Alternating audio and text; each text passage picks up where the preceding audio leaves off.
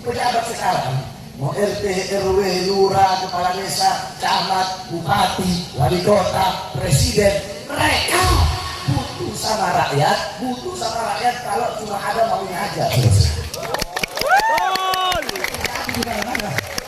Lihat tuh, mau pemilu ini, makanannya pakai jilbab.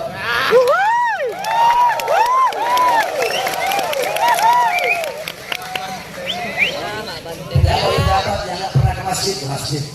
Pejabat yang mendadak jadi santri, selalu pakai peci, butuh sama ustadz, butuh sama kiai, butuh sama hakim. Butuh sama kita kalau ada maunya aja. Sebelum jadi berjanji, saya berjanji mensejahterakan rakyat, saya berjanji memakmurkan rakyat, saya berjanji berbuat adil kepada rakyat. Tetapi setelah jadi, rakyat mana yang makmur, rakyat mana yang sejahtera. Setelah jadi, atau zalimi rakyat, atau menderitakan rakyat, atau ambil hak rakyat, atau ambil ampunan rakyat, yang sejahtera dengan rakyat.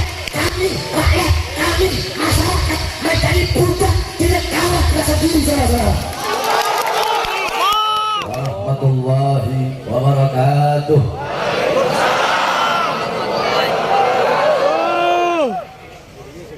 Alhamdulillah. الحمد لله القوي سلطانه الواضح البرهانه المبسوط في الوجود كرامه واحسانه. اللهم صل وسلم وبارك وكرم وعبد على نور الانوار وسر الاسرار وترياق الاغيار ومفتاح باب اليسر سيدنا ومولانا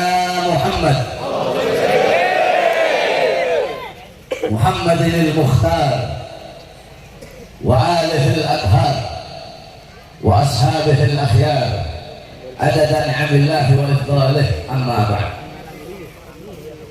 Yang saya cintai, yang saya muliakan, segenap para alim ulama, para habaib, para kiai, para asatidz, para tokoh masyarakat, para sesepuh, para aparat pemerintah, wabil khusus sahibul hajat, sahibul bait, Al-Habib Abdurrahman Al-Khilid beserta seluruh keluarga besar beliau yang saya cintai, yang saya muliakan, segenap panitia peringatan Maulid Nabi besar Muhammad beserta seluruh hadirin hadirat, bapak-bapak, ibu-ibu, khususnya para pemuda-pemudi umat baginda Nabi besar Muhammad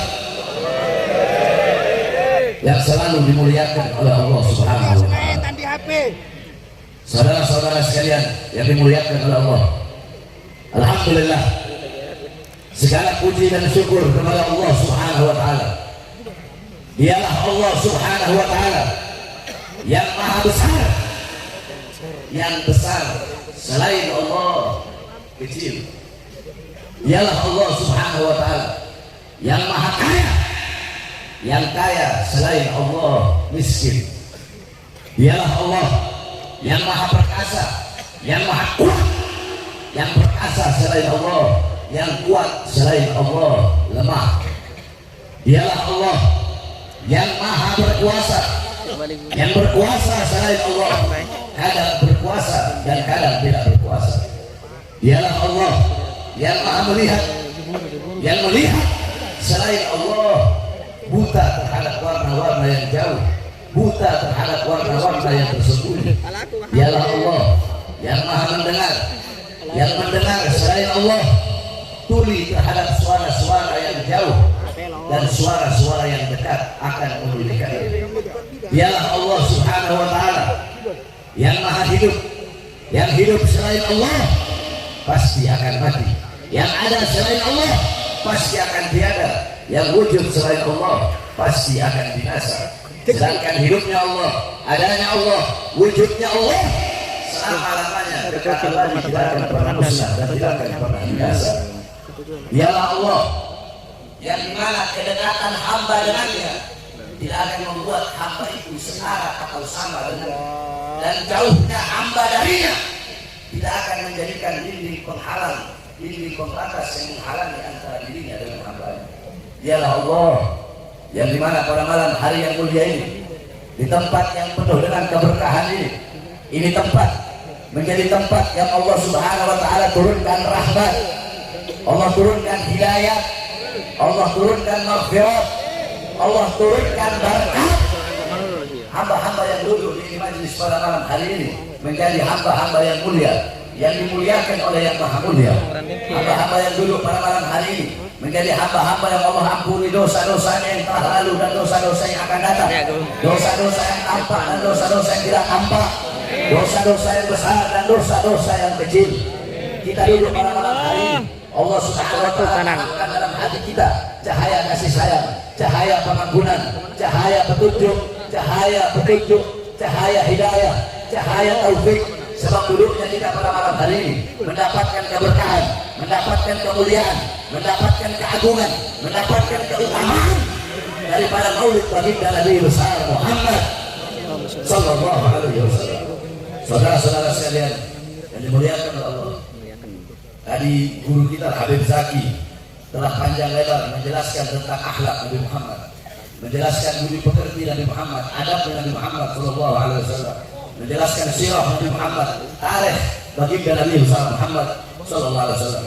Jadi pada kesempatan yang mulia ini saya nggak sabar, saya nggak bisa lama-lama. Saya baru sampai dari sore. Saya datang dari Sulawesi, acara haul saya punya abad, haul yang ke-12. Tadi dari Sulawesi, saya berjalan dari kemarin malam. Berjalan dari kemarin malam sampai bandara tadi sekitar jam 1 siang. Langsung saya tiket ke Surabaya, sampai Surabaya sore, langsung berjalan ke sini. Jadi saya belum istirahat, belum tidur.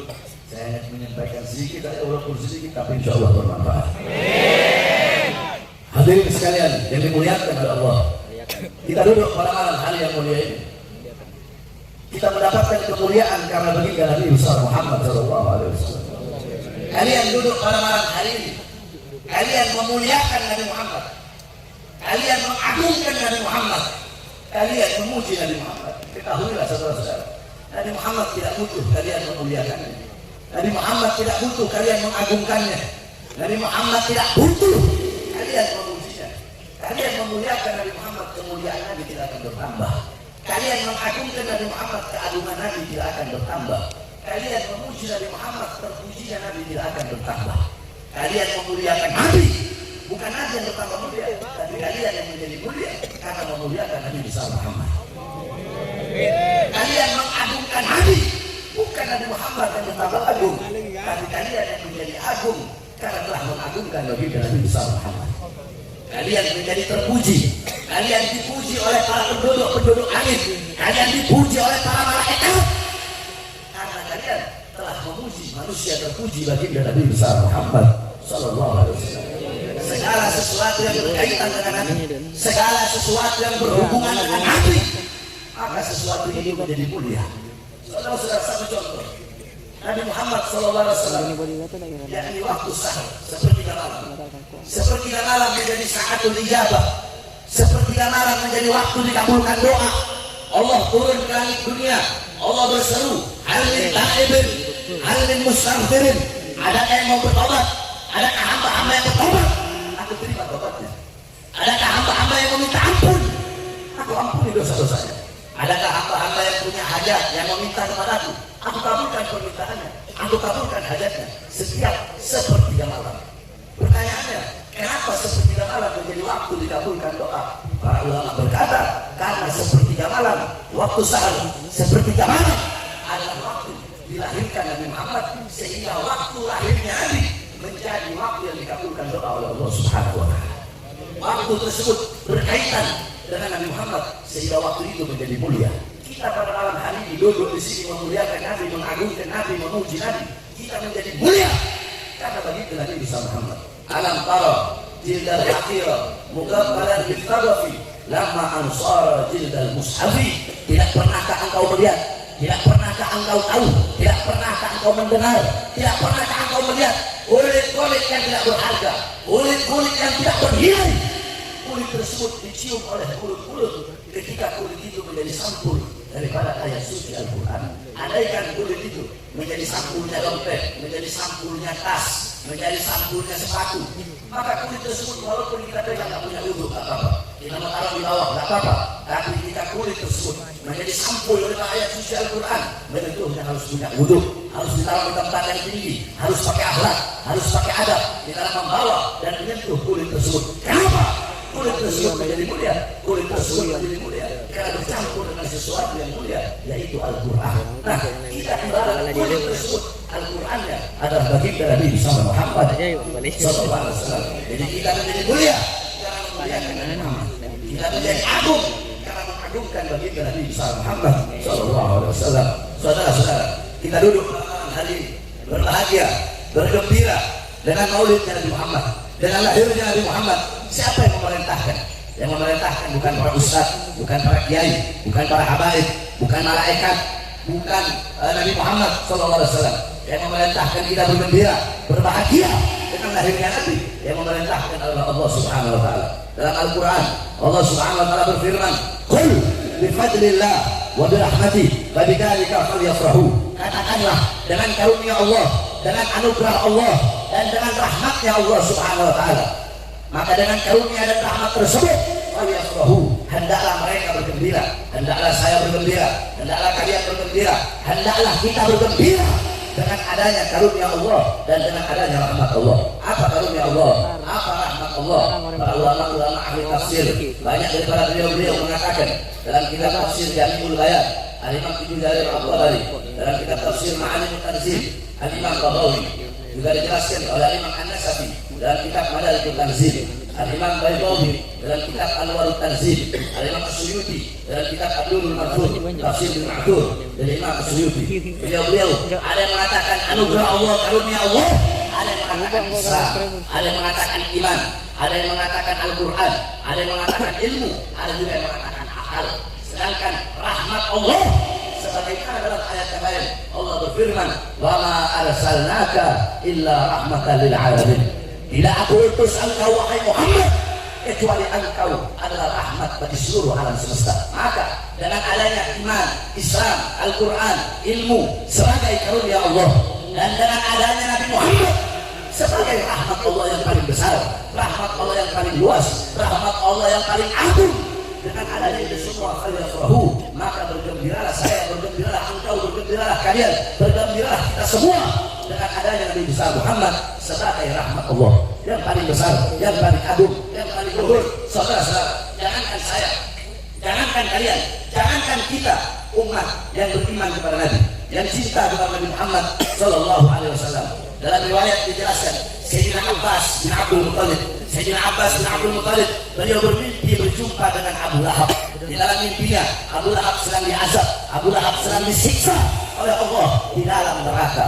Akan tetapi saudara-saudara, setiap hari Senin Allah ringankan azab dan siksanya Abu Lahab dari selah-selah darinya bisa keluar air, sehingga Abu Lahab bisa minum dari air tersebut. Maka kemudian Sayyidina Abbas bertanya, "Wahai Abu Lahab, kenapa Allah ringankan azabmu? Kenapa Allah ringankan siksamu setiap hari Senin?" Apa jawab Abu Lahab? "Ya, karena Muhammad lahir pada hari Senin. Ketika itu aku punya budak bernama Suwaibah. Suwaibah datang kepadaku membawa kabar kelahiran Muhammad. Aku senang, aku gembira, aku bahagia dengan lahirnya Muhammad, dengan kabar kelahiran Muhammad, sehingga saking senangnya aku, saking bahagianya aku merdekakan Suwaibah yang telah datang membawa kabar kelahiran Muhammad.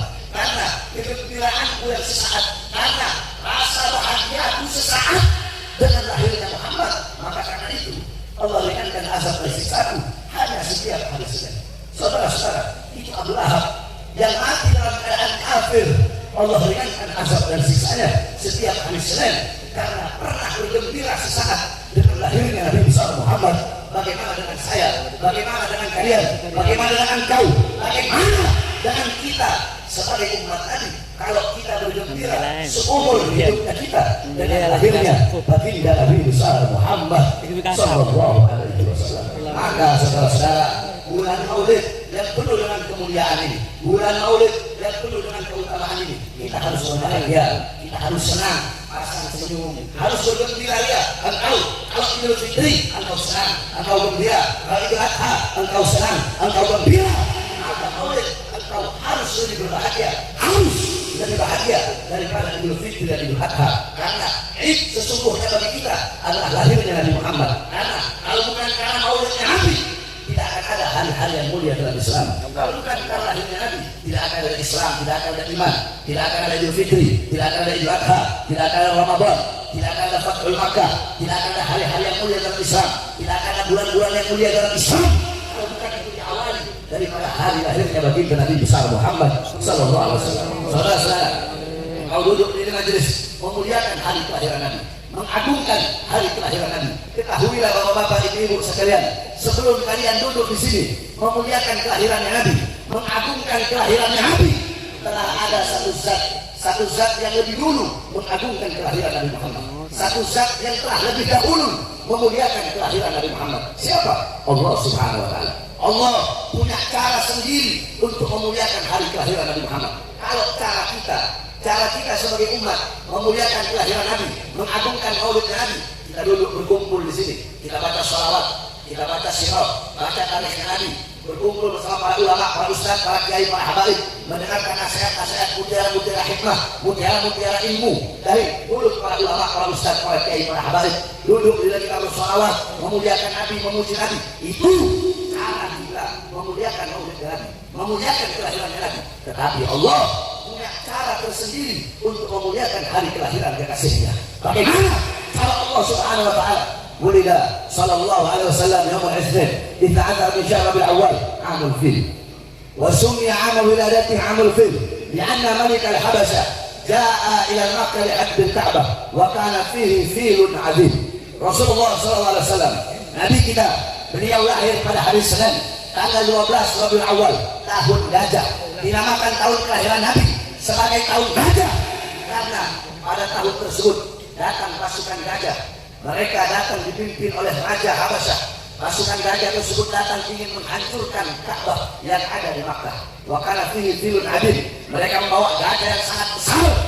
Fa ahlakallahul jaysh. Kemudian Allah menghancurkan pasukan gajah tersebut. Saudara-saudara, Allah mengirimkan burung ababil yang bawa batu dari neraka Sijil. Satu ekor burung bawa 3 buah batu, satu di mulutnya, satu di kaki kanannya, satu di kaki kirinya. Ketika itu burung melemparkan satu buah batu, satu batu jatuh di atas kepala, tembus sampai ke kakinya para pasukan gajah, tembus sampai ke kakinya pasukan Habasyah. Nah, saudara-saudara, kenapa Allah hancurkan pasukan gajah? Kenapa Allah hancurkan Raja Habasyah bersama pasukannya, komplotannya? Kenapa Allah hancurkan pada hari kelahiran Nabi Muhammad?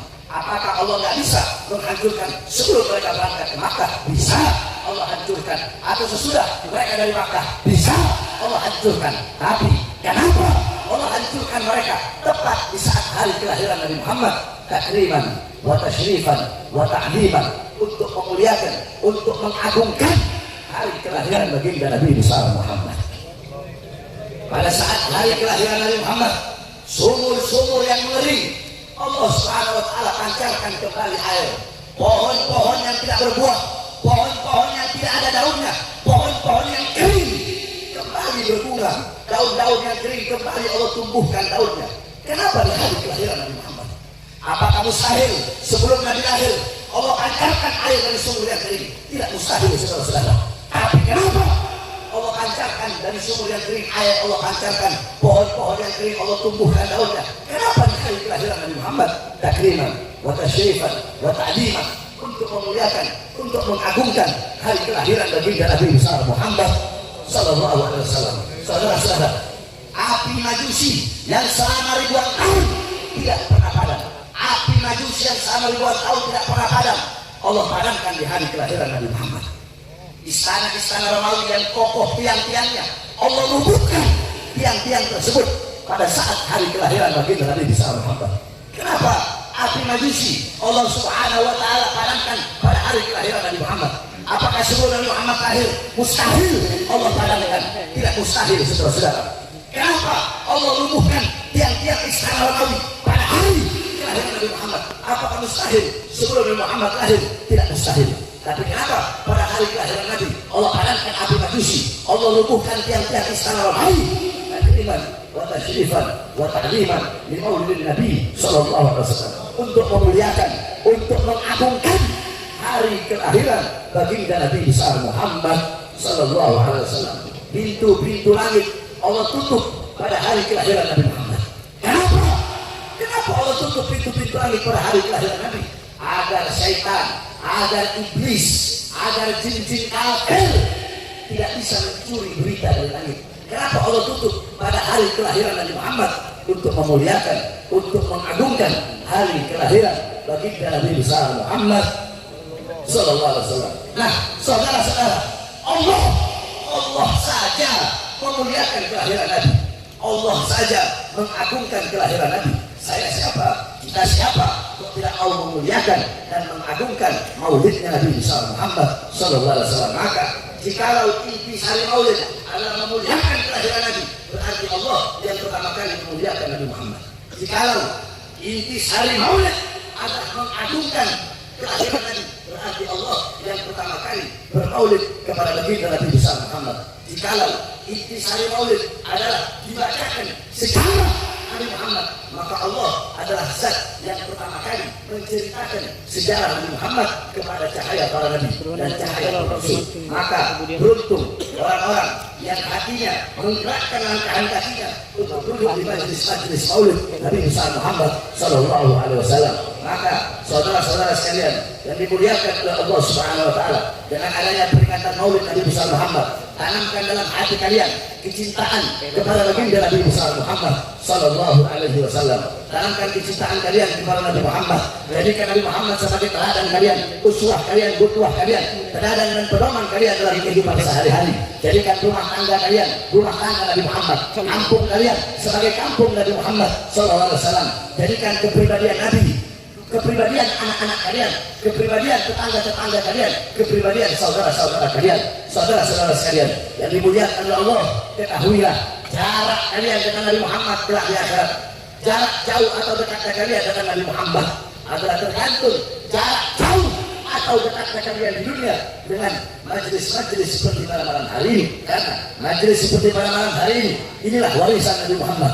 Nabi Muhammad tidak mewariskan harta, pangkat, jabatan, uang, dinar, dirham, intan, emas, permata, berlian. Bukan itu warisan Nabi Muhammad. Warisan Nabi Muhammad majlis-majlis ilmu, majlis-majlis zikir, majlis-majlis salawat.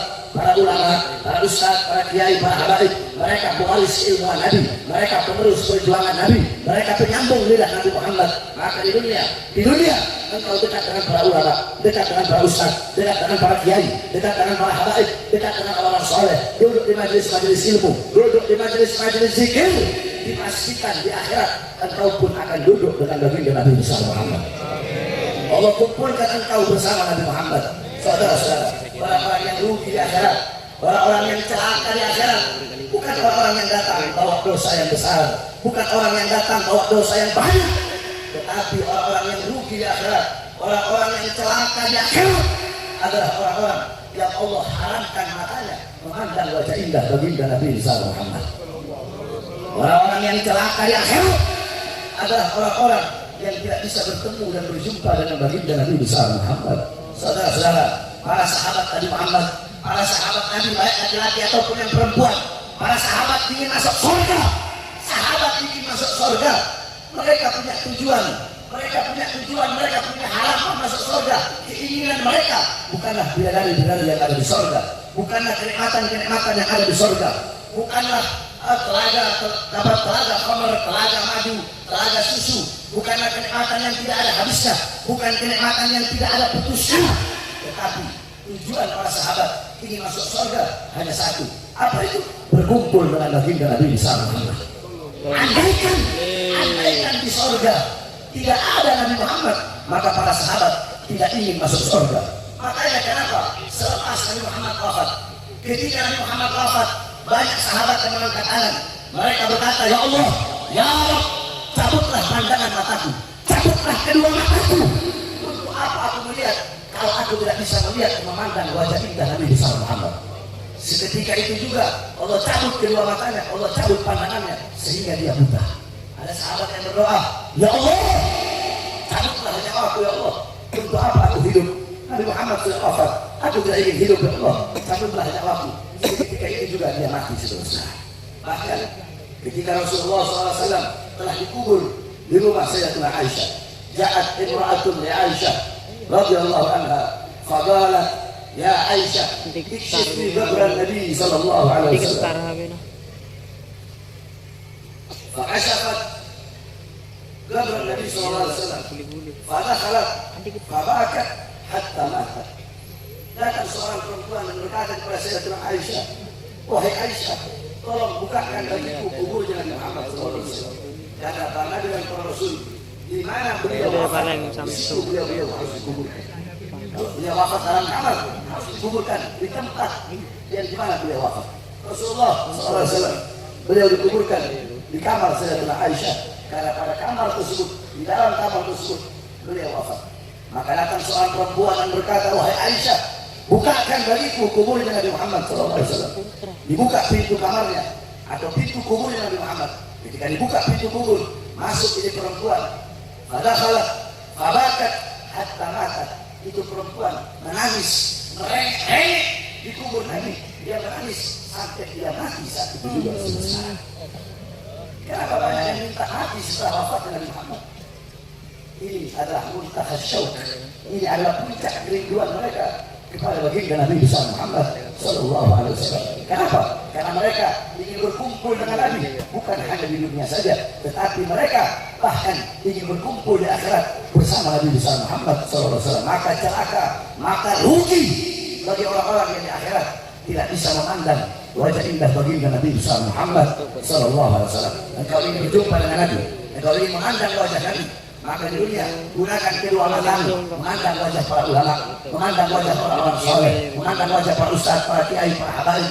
Gunakan seluruh jawarihmu, anggota tubuhmu untuk melakukan perkara-perkara yang diridhai oleh Allah, melakukan syariat Allah, melakukan kewajibanmu kepada Allah, melakukan sunnah-sunnah baginda Nabi besar Muhammad sallallahu alaihi wasallam. Saudara-saudara, kita orang-orang zaman sekarang pagi, siang, sore, malam kita terlalu disibukkan dengan urusan-urusan dunia, disibukkan dengan urusan-urusan pekerjaan, dengan urusan nafkah, urusan harta, pangkat, jabatan, tahta dan kekuasaan, sehingga kita lupa kepada Allah, kita lupa kepada Rasulullah, kita lupa kepada syariat Rasulullah, lupa kepada ajaran Rasulullah, lupa kepada sunnah Rasulullah sallallahu alaihi wasallam. Kalian yang bekerja sibuk dengan pekerjaan kalian, kalian yang di sawah sibuk dengan sawah kalian, kalian yang duduk di kursi kekuasaan, kalian sibuk dengan kekuasaan kalian, pangkat, jabatan, uang kalian masing-masing. Kalian lupa kepada Allah Subhanahu wa taala, kalian berbuat dosa kepada Allah, berbuat maksiat kepada Allah Subhanahu wa taala. Saudara-saudara, tuba liman targud dunya qabla an tarattah wa mana qabrahu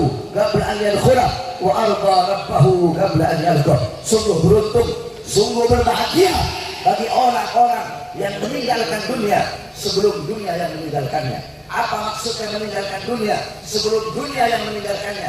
Ad-dunya syai'un la yusilu bil akhirah. Dunia adalah sesuatu yang tidak ada hubungannya, sesuatu yang tidak ada kaitannya dengan akhirat. Ingat saudara-saudara, mencari dunia untuk dunia itu adalah dunia, mencari dunia untuk akhirat itu adalah akhirat. Maka tinggalkan perkara-perkara apapun yang tidak ada hubungannya dengan akhirat, yang tidak ada kaitannya dengan akhirat. Saudara-saudara, jikalau harta menjadi sebab engkau jauh dari Allah, apalagi harta menjadi sebab putus hubunganmu dengan Allah, maka tinggalkan harta tersebut. Jikalau pangkat menjadi sebab engkau jauh dari Allah, tinggalkan pangkat tersebut. Jikalau pekerjaan menjadi sebab engkau jauh dari Allah, tinggalkan pekerjaan tersebut. Apapun itu, jikalau itu menjadi sebab engkau jauh dari Allah, maka tinggalkan perkara tersebut. Tinggalkan, saudara-saudara. Kita sibuk dengan urusan dunia. Dunia semakin engkau cari, dunia nggak bakal engkau dapat. Sampai mati engkau cari dunia, nggak bakal dunia engkau dapatkan. Saudara-saudara, saya tanya kalian semua dulu di sini, apakah bisa kalian mengejar bayangan kalian sendiri? Bisa. Seperti itulah dunia. Dunia bagaikan bayangan, bahkan bisa kita kejar, saudara-saudara. Akan tetapi coba engkau tinggalkan, maka bayangan akan mengikutimu kemana-mana. Dunia semakin engkau kejar, dunia akan semakin lari dari kejaranmu. Bukankah Allah telah berkata kepada dunia, Allah telah menyeru kepada dunia, Allah telah berfirman kepada dunia, apa kata Allah? Ya dunia, ukhdumi man khadamani. Wahai dunia, wahai harta, wahai pangkat, wahai jabatan, wahai pekerjaan, wahai tahta, wahai kekuasaan, ukhdumi man khadamani. Wahai dunia, layanilah orang-orang yang melayaniku. Wahai dunia, berbaktilah kepada orang-orang yang berbakti kepadaku. Wahai dunia, kejarlah orang-orang yang mengejarku. Sebaliknya, wahai dunia, apabila ada orang yang melayanimu sehingga lupa kepadaku, Ada orang yang berbakti kepadamu sehingga lupa kepadaku. Ada orang yang mengejarmu sehingga lupa kepadaku. Maka bikin hidup mereka susah wahai dunia, bikin hidup mereka sengsara, bikin hidup mereka hancur. Saudara-saudara, kalian mengejar dunia sampai lupa pada akhirat. Kalian mengejar harta, pangkat, jabatan, tahta, kekuasaan sehingga lupa kepada Allah.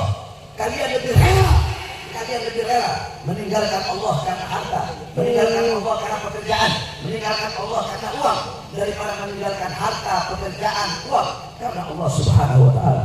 Saudara-saudara, kalian berkata, saya cinta dunia, saya juga cinta akhirat, berdusta. Al-Imam Syafi'i berkata, apa kata Imam Syafi'i? Kalau ada orang yang berkata, saya cinta dunia, saya juga cinta akhirat, karena Imam Syafi'i diketahuilah itu orang berdusta.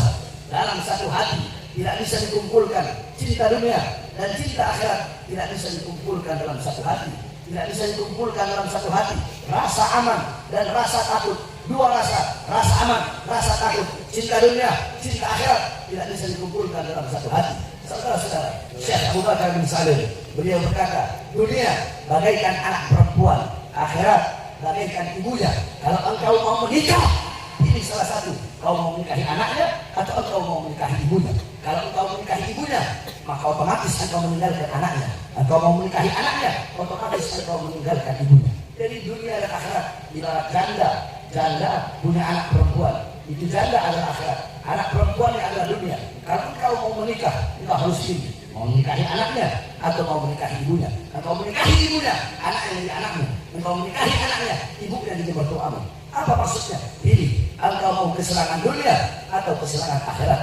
Engkau memilih kesenangan dunia, kesenangan dunia yang membuat engkau lupa kepada Allah, yang membuat engkau lalai kepada Allah Subhanahu wa Ta'ala, maka seketika itu engkau tidak akan pernah bisa merasakan kenikmatan yang abadi, kesenangan yang abadi, yaitu kenikmatan dan kesenangan akhirat. Tetapi kalau engkau ingin merasakan ibunya, ingin merasakan kenikmatan akhirat, ingin merasakan kesenangan akhirat, maka tinggalkan kesenangan dunia yang membuat engkau lupa kepada Allah. Tinggalkan perkara-perkara dunia yang memutuskan hubunganmu dengan Allah Subhanahu wa Ta'ala. Tinggalkan dunia sebelum apa? Sebelum dunia yang meninggalkanmu. Apa maksudnya dunia meninggalkanmu? Sebelum engkau mati, saudara-saudara. Kullu nafsin dha'iqatul maut. Segala sesuatu yang berjiwa, bernyawa, pasti akan merasakan yang namanya kematian. Kullu man 'alaiha fan.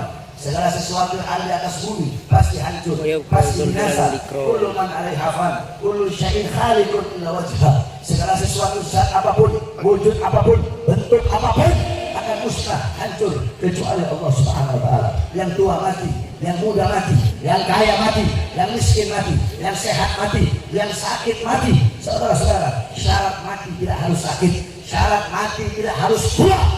Berapa banyak di tengah-tengah kalian ada yang masih muda tapi mereka mati, ada yang sakit tapi sehat tapi mereka mati.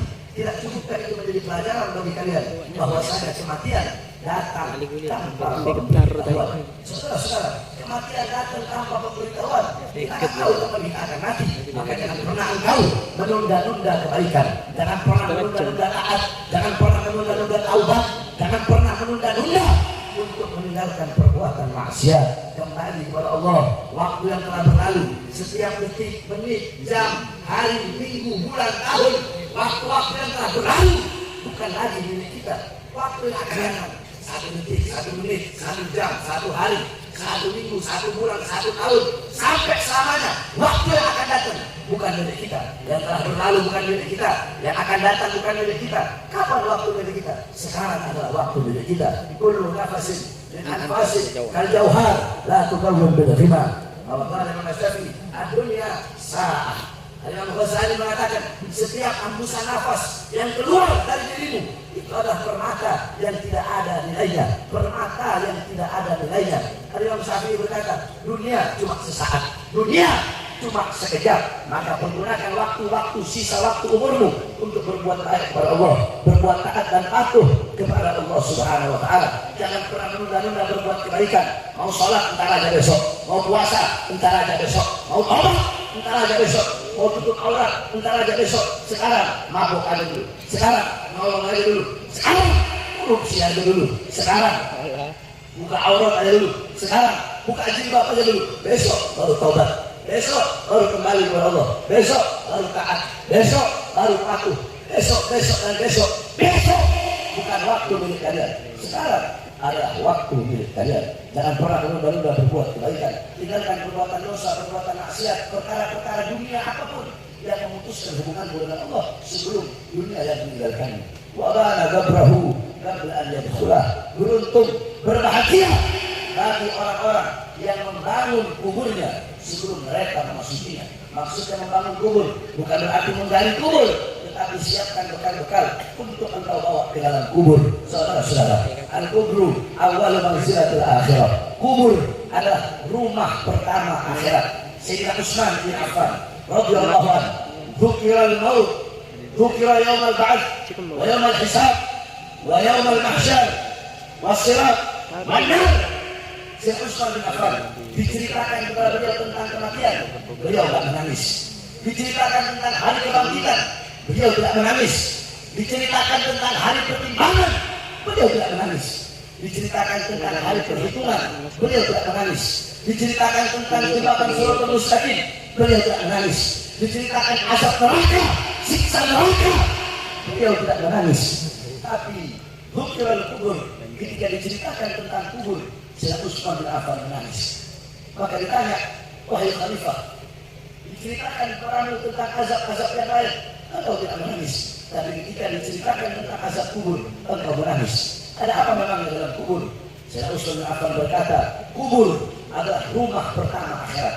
Kita memiliki banyak rumah di akhirat. Ada kubur, ada hari kebangkitan, ada padang mahsyar, ada hari perhitungan, ada hari pertimbangan, ada jebakan Shiratal Mustaqim. Rumah terakhir, entah ke surga, entah ke neraka. Nah, yang menentukan selamatnya kita pada rumah-rumah tersebut, yang menentukan kita selamat atau tidak pada hari kebangkitan, yang menentukan pada hari kebangkitan kita dibangkitkan dalam keadaan baik atau dibangkitkan dalam keadaan buruk, yang menentukan pada di padang mahsyar kita akan tenggelam dengan lautan keringat kita sendiri atau berada di bawah payungnya Allah, yang menentukan pada hari pertimbangan apakah amal kita berat ke kanan atau berat ke kiri, yang menentukan kelak pada hari perhitungan kita akan menerima buku dari sebelah kanan atau dari sebelah kiri, yang menentukan ketika melewati jebakan Shiratal Mustaqim kita akan lurus, akan selamat atau akan terpleset atau akan jatuh, yang menentukan surga atau neraka, yang menentukan adalah pertama kali dalam kubur.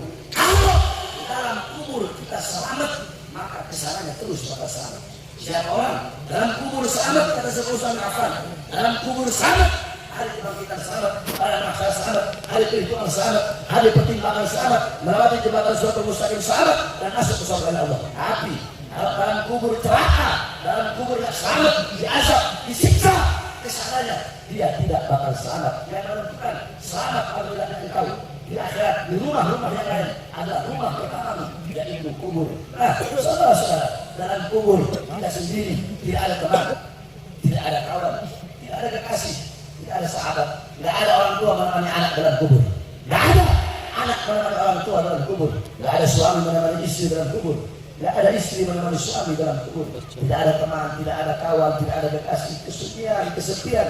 Siapa teman kita? Siapa sahabat kita? Siapa kekasih kita? Teman kita, sahabat kita, kekasih kita dalam kubur adalah amal-amal yang kita lakukan di dunia, amal-amal yang kita lakukan ketika kita masih hidup. Beruntung, berbahagia orang-orang yang membangun kuburnya sebelum dia memasukinya. Maksudnya menyiapkan bekal-bekal untuk dia bawa ke dalam kubur. Dunia tempat menanam, kubur tempat memanen. Di dunia engkau menanam sesuatu yang baik, di kubur engkau pun akan memanen sesuatu yang baik. Di dunia engkau menanam sesuatu yang buruk, di kubur engkau pun akan memanen sesuatu yang buruk. Saudara-saudara sekalian yang dimuliakan oleh Allah Subhanahu wa taala, bahagiakan Nabi Muhammad dengan mengikuti akhlaknya Nabi, dengan mengikuti sunnah-sunnah baginda Nabi besar Muhammad. Jangan jauh dari para ulama, jangan jauh daripada orang-orang saleh. Saudara-saudara sekalian yang dimuliakan oleh Allah Subhanahu wa taala, beliau-beliau para ulama, orang-orang saleh, bihim yadfa'ullahu al-balaya wa yakshifu ar-razaya wa yusli kulla khairin wa ni'mati walau lahu bainal anami ladubbikat jibalun wa ardum lirtikabil khati'ati. Beliau-beliau orang-orang saleh, para ulama, para wali-wali Allah Subhanahu wa taala, dengan sebab keberadaan beliau-beliau Allah Subhanahu wa taala cegah bala, Allah cegah musibah, Allah cegah bencana dengan sebab keberadaan orang-orang soleh di tengah-tengah kita, dengan sebab beliau-beliau orang-orang soleh, para ulama, dengan sebab beliau-beliau Allah beri engkau kenikmatan, Allah beri engkau kebaikan karena keberadaan beliau orang-orang soleh. Sebagaimana dikatakan, laula syuyukhun rukka wal bahain rutta wa atfalun rutta la syubba alaikumul adab wal adab subba. Kalau bukan karena orang-orang soleh yang suka ruku, orang-orang tua yang sering ruku di masjid-masjid, musola-musola, di surau-surau, di saat orang-orang lain terlelap dalam tidurnya, di saat orang-orang lain sedang tidur, di saat orang-orang lain terbuai dalam mimpinya, di saat orang-orang lain sibuk dengan urusan dunia, ini orang-orang soleh. Mereka ruku, mereka sujud, mereka minta kepada Allah keselamatan untuk umat Nabi Muhammad, kesejahteraan untuk umat Nabi Muhammad. Jika bukan keberadaan beliau-beliau orang-orang soleh yang taat, yang patuh, yang tunduk kepada Allah Subhanahu wa taala, jika bukan keberadaan binatang-binatang ternak yang makan rumput-rumputan, jika bukan karena sapi-sapi ternak kalian, jika bukan karena kambing-kambing ternak kalian, jika bukan karena bayi-bayi kalian yang menyusui, ini adalah golongan-golongan yang lemah. Orang-orang tua yang butuh, binatang-binatang ternak yang butuh makan, bayi-bayi yang menyusui. Jika bukan karena keberadaan mereka-mereka, maka kita semua sudah Allah berikan azab yang pedih, Allah berikan azab yang besar. Saudara-saudara, kalau bukan karena orang soleh, kalau bukan karena para ulama, para aulia, kalau bukan karena beliau-beliau, langit sudah Allah turunkan ke bumi, Allah hancurkan, Allah runtuhkan langit, bumi Allah tenggelamkan, aukan Allah tenggelamkan kepada kita. Irtikabul khati'ati, karena terlalu banyak perbuatan dosa, kesalahan, maksiat, mungkar, dolalat, sayyiat, fitnah, kerusakan yang kita lakukan di muka bumi Allah Subhanahu wa taala. Oleh karenanya kembali kepada Allah, berbuat taatlah kepada Allah, berbuat adil kepada Allah. Kalian mau berbuat dosa, kalian mau bermaksiat, enggak apa-apa, silakan berbuat dosa, silakan berbuat maksiat, silakan tinggalkan kewajiban. Tetapi cari bumi yang bukan miliknya Allah sebagai tempat untuk kalian berbuat dosa. Saya tanya, bisa kalian mencari tempat, ada tempat yang bukan miliknya Allah? Ada. Kalian mau berbuat dosa enggak apa-apa, mau berbuat maksiat enggak apa-apa. Tapi cari tempat berbuat dosa, cari tempat bermaksiat yang tidak dilihat oleh Allah. Ada tempat yang tidak dilihat oleh Allah. Kalian mau berbuat dosa, kalian mau berbuat maksiat, silahkan, enggak apa-apa. Akan tetapi jikalau kematian akan datang kepada kalian, maka tundalah datangnya kematian tersebut. Apakah bisa kalian menunda datangnya kematian? Kalian mau berbuat dosa enggak apa-apa, mau berbuat maksiat enggak apa-apa, mau meninggalkan kewajiban enggak apa-apa.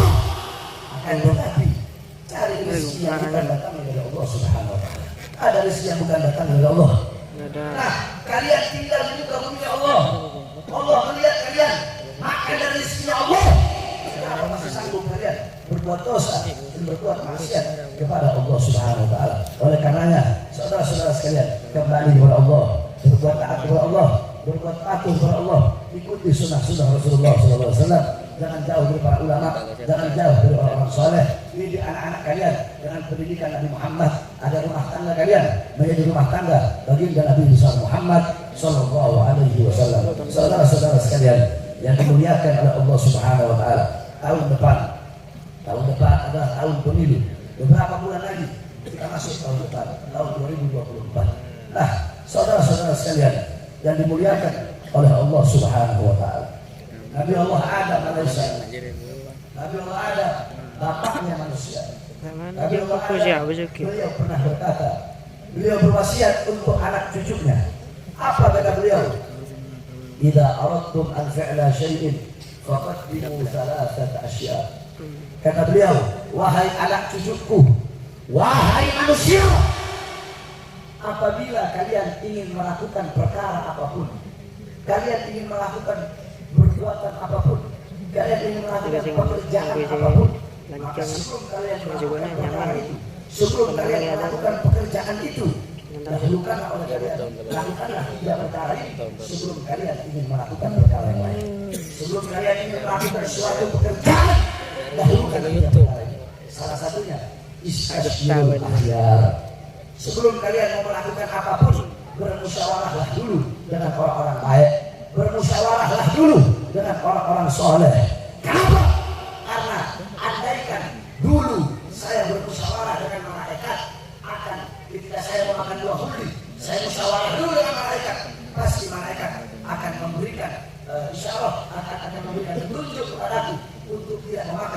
hulu tersebut. Saya dulu aku tidak meminta nasihat, tidak meminta pendapat dari malaikat sehingga aku makan buah hulu tersebut. Andaikan dulu aku minta nasihat, aku minta pendapat dari malaikat, pasti malaikat akan memberikan pendapat untuk jangan aku memakan buah hulu tersebut. Nah, ini ajaran Nabi Allah Adam alaihissalam. Nasihat Nabi Allah Adam untuk kita untuk melakukan hal apapun hendaknya musyawarah dengan para orang soleh, musyawarah dengan para ulama, musyawarah dengan para ustaz, para kiai, para habaib, musyawarah dengan orang-orang yang paham. Nah, saudara-saudara, dalam menentukan apapun, contoh kita punya anak, ustaz, kiai, habib, saya punya anak, saya mau kasih nama punya anak laki-laki, apa nama-nama yang bagus? Minta saran dari beliau-beliau, minta pendapat dari beliau-beliau.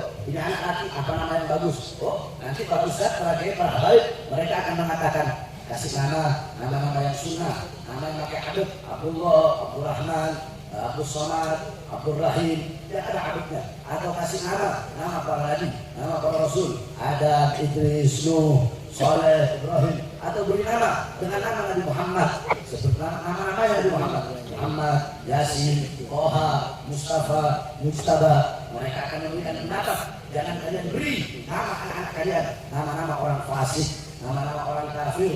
Haram kalian memberi nama anak-anak kalian dengan nama-nama dewa, Wisnu, Rama, Krishna, Sinta, dan yang lain-lain. Kalau kita segala sesuatu apapun minta nasihat, minta petunjuk, dan minta pendapat dari ulama, dari orang-orang soleh. Dalam hal memberi nama anak, atau memberi nama apapun, saya menikah, yang bagus bulan apa, yang sunnah bulan apa, yang bagus hari apa. Di dalam apapun. Iya Maria itu. Pada tahun 2024.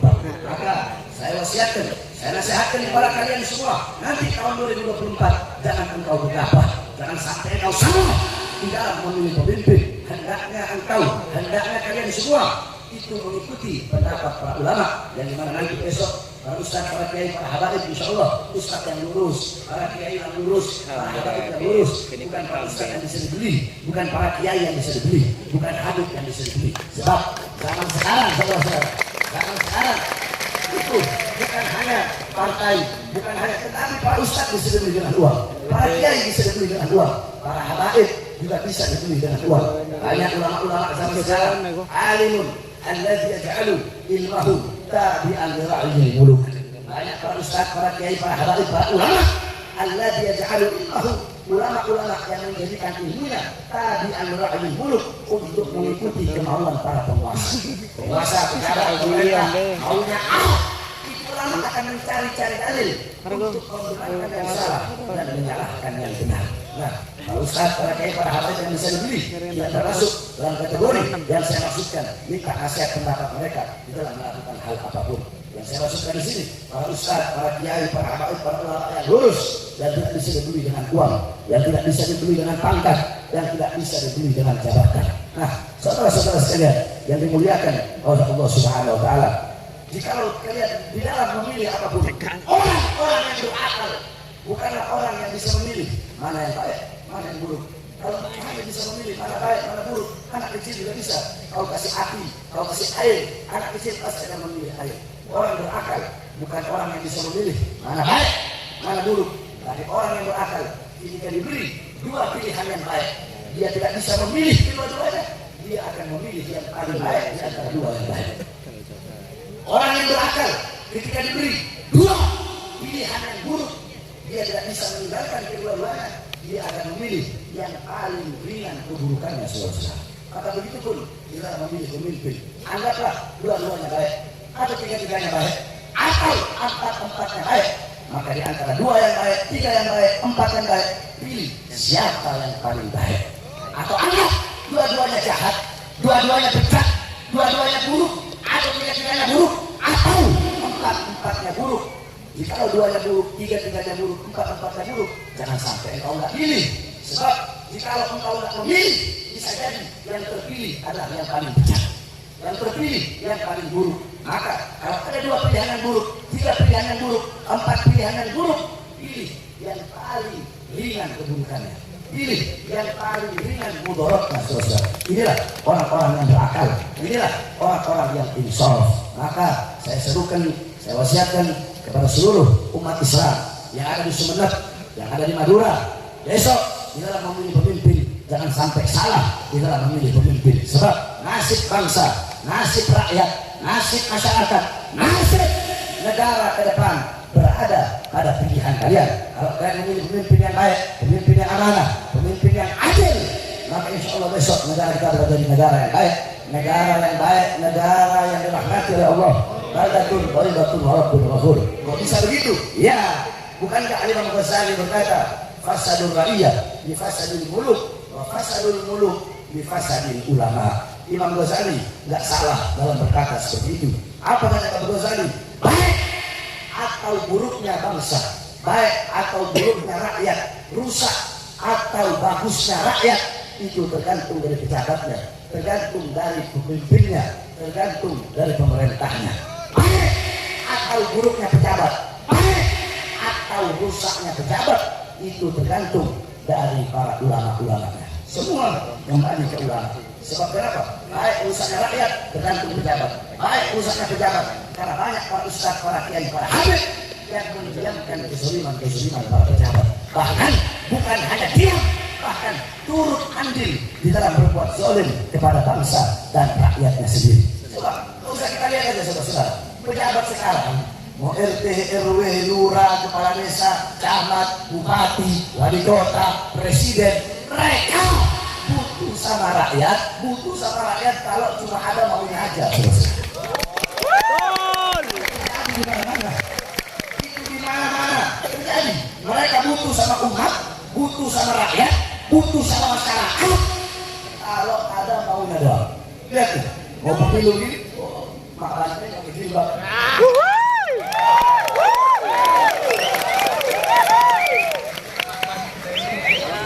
Pejabat yang nggak pernah ke masjid, pejabat yang mendadak jadi santri, pakai sarung, pakai peci, butuh sama ustadz, butuh sama kiai, butuh sama hakim.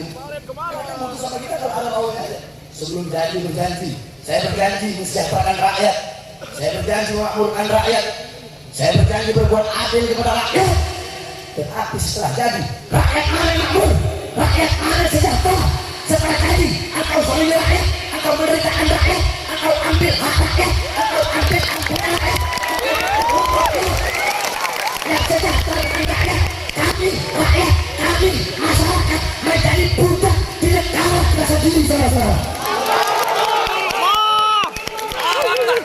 Setelah jadi pejabat, kampung tanahnya rakyat kau ambil, dia kemarin dilempar, masyarakat kemarin dilempar, tanahnya mau diambil, rumahnya mau diambil, mereka mau digusur atas nama negara, pakai nama negara, tetapi menyesalkan rakyat, mengambil hak rakyat. Saudara-saudara, jangan mengatasnamakan negara kalau mau bikin rakyat susah. Jangan mengatasnamakan negara kalau membuat rakyat hidupnya terzolimi, saudara-saudara. Negara dan rakyat tidak akan pernah bisa dipisahkan. Saudara-saudara, ini negara bukan milik partai manapun. Negara ini bukan milik pejabat manapun, bukan milik presiden. Ini negara bukan milik PDI, bukan milik Demokrat, bukan milik Nasdem, bukan milik Golkar, bukan milik Gerindra, bukan milik PKB, bukan milik P3, bukan milik Hanura. Indonesia bukan milik partai politik manapun. Indonesia bukan milik presiden, bukan milik Kapolri, bukan milik Panglima TNI, tetapi Indonesia milik kami, bangsa dan rakyat Indonesia. Maka hendaknya kalian para pejabat berbuat adil kepada rakyat, mensejahterakan rakyat, memakmurkan rakyat. Saudara-saudara, saya tanya, mereka para pejabat, para aparat, gaji mereka dari siapa? Dari siapa? Rumah mereka dari siapa? Kendaraan dinas mereka dari siapa? Dari siapa? Pakaian mereka dari siapa? Dari keringat rakyat, dari darah rakyat. Rakyat ibu kandung kalian, hendaknya kalian berbakti kepada rakyat, melayani masyarakat. Oleh karena nanti tahun depan kita tunggu ijtima ulama. Nanti para ustaz, para kiai, para habaib yang lulus istiqamah di bawah komando Imam besar Al-Habib Muhammad Rizik bin Hussein bin Syihab. Insyaallah beliau ahli halli wal adli. Nanti ada juga bagian ahli halli wal adlinya. Insyaallah beliau akan memilih yang terbaik untuk bangsa, yang terbaik untuk masyarakat, yang terbaik untuk rakyat Indonesia. yang terbaik, saudara-saudara FPI, Front Persaudaraan Islam, beserta para ustaz, para kiai, para habaib yang istiqomah, beliau tidak akan pernah meninggalkan umat. Beliau tidak akan pernah mengkhianati umat, saudara-saudara.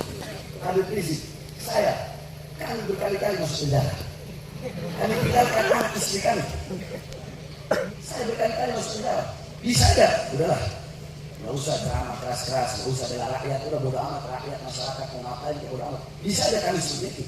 Bisa aja kami bodo amat. Kami cari aman, tapi enggak. Kami tetap walaupun keluar masuk penjara berkali-kali, tetap kami istiqomah membela umat. Tetap kami istiqomah membela masyarakat. Apakah kami yang kami cari harta, yang kami cari pangkat, yang kami cari jabatan, yang kami cari tahta, yang kami cari kekuasaan?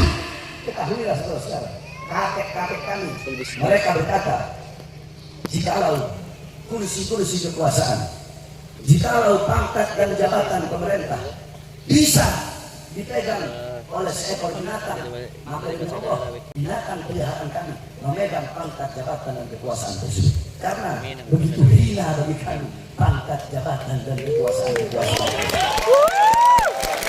Kami berjuang menyampaikan kebenaran, menegakkan keadilan. Kami membela rakyat yang susah, rakyat yang kecil, rakyat yang kelaparan, rakyat yang tidak diberikan keadilan, rakyat yang dizolimi. Itu tujuan kami, bukan pangkat. Tujuan kami bukan jabatan. Tujuan kami bukan pujian orang. Tujuan kami bukan ingin dipuji. Tujuan kami bukan ingin dibilang berani, ingin dibilang kami berani. Tujuan kami bukan pangkat, jabatan, kekuasaan, pujian, bukan. Tetapi semata-mata meneruskan menjadi penyambung lidah kakek-kakek kami, yang dimana kakek-kakek kami beliau dibunuh untuk apa? Untuk membela umat, untuk membela Islam, membela rakyat dan membela masyarakat. Nah, saudara-saudara sekalian yang dimuliakan oleh Allah Subhanahu Wa Taala, oleh karenanya saya himbau, walaupun kalau saya pribadi kalian tanya, Habib Bahar 2024 bagaimana?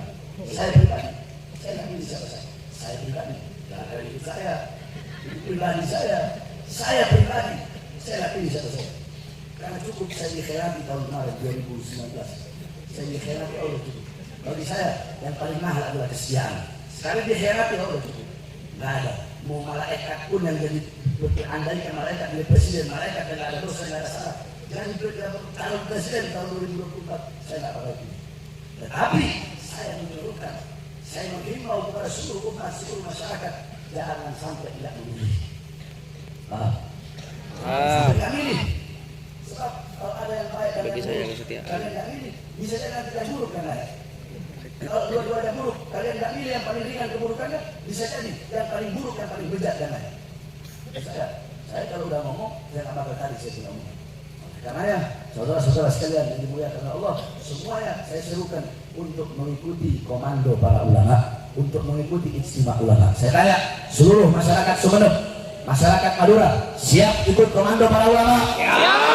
Siap ikut komando Habib Rizik? Siap ikut komando Imam Besar? Siap memenangkan siapapun calon yang dipilih oleh para ulama? Siap memenangkan calon yang dipilih dengan hasil ijtima para ulama? Siap menangkan? Walaupun berdarah-darah, siap? Allahu Akbar! Allahu Akbar! Allah berikan umat Islam kemenangan. Allah berikan bangsa kemenangan. Allah berikan kita rakyat kemenangan. Amin, amin ya rabbal alamin. Saudara-saudara, terakhir doakan saya agar saya diberikan kesehatan oleh Allah. Saya dari tadi ngomong saya punya nafas, makanya saya nggak kuat apa, angkat suara itu saya nggak kuat. Biasanya kan saya kalau ceramah, nah sekarang ini angkat suara saya punya nafas di sini, makanya saya maksain. Dan ini saya nggak mau datang, jadi saya mau datangnya tanggal 6. Karena tanggal 6 kan ada acara multaqo di Lalua, acara pertemuan alumni. Tapi insya Allah ini urusannya Mahdi. Syarifah Umina Mahdi ini yang biasanya bawain saya gula merah, yang biasanya sering bawa saya ini, masya Allah, melihat Umina Mahdi lah, Umina Mahdi cewek. Saya datang walaupun sedikit, insya Allah bermanfaat. amalkan semua yang tadi telah saya sampaikan karena lebar, saya amalkan semua bahagia di dunia akhirat. Doakan juga wahai Allah anak kecil. Beliau semoga Allah panjangkan umur beliau. Allah sehatkan jasmani dan ruhani beliau. Amin. Tidak urusan dunia akhirat beliau. Amin amin ya rabbal alamin.